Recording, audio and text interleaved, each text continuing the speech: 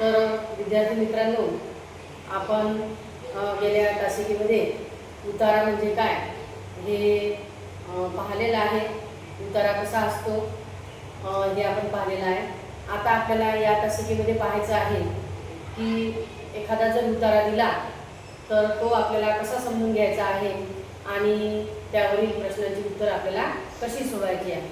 तर उतार्यामध्ये आपल्याला माहिती, घटना, प्रसंग, संवाद दिलेले असतात आणि ते आपल्याला वाचून, लक्षपूर्वक वाचून आपल्याला समजून घ्यावे लागतात.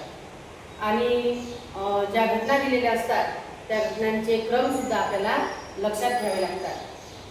त्यानंतर त्या घटनेमध्ये किती पात्र आहेत हे सुद्धा आपल्याला समजून घ्यावे लागतात आणि त्यावरून उतारा चांगल्या प्रकारे वाचून समजून घेऊन त्या उतार्यावरील प्रश्न आपल्याला सोडवायचे आहे.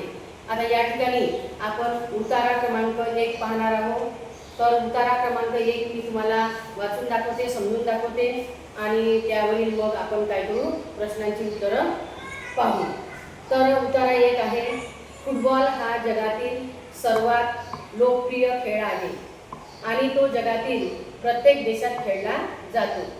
आता आपल्याला यावरूनच समजून येते की या उतार्यामध्ये आपल्याला कोणत्या खेळाचे वर्णन केलेले आहे. कोणत्या खेळाचे वर्णन केलेले आहे? फुटबॉल या खेळाचे या उतार्यामध्ये वर्णन केलेले आहे. आता पुढे दिलेलं आहे, फुटबॉलचे नियम ब्रिटनमध्ये 1860 मध्ये बनवले होते. इथे आपल्याला घटना कोणत्या काळामध्ये घडलेली आहे हे सुद्धा लक्षात घ्यावं लागते की या खेळाचे जे नियम बनवले ते 1860 मध्ये बनवले गेलेले आहे. या खेळाचे नियंत्रण करण्याकरिता तेव्हा दी फुटबॉल असोसिएशन तयार करण्यात आली.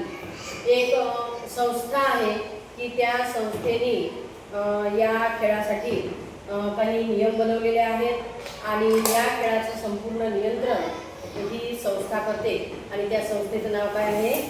दी फुटबॉल असोसिएशन.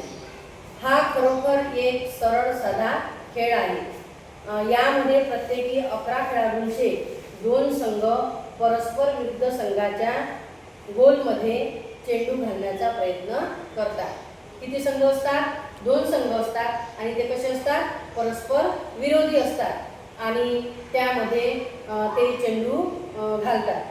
खेळाडू आपल्या पायांनी अथवा डोक्याने चेंडूचे नियंत्रण करतात. आता हा जो खेळ आहे हा पायाने खेळण्याचा खेळ आहे.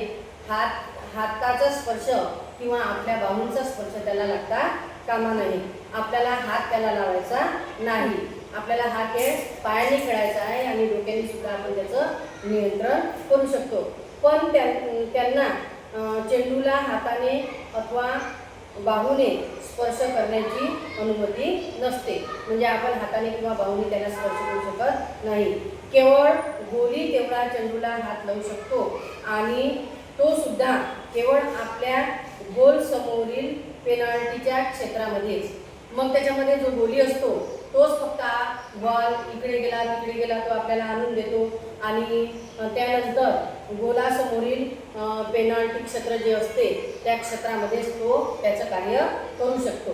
अशा प्रकारे हा इथे उतारा दिलेला आहे आणि आता हा उतारा आपल्याला समजला असेल असं मला वाटते.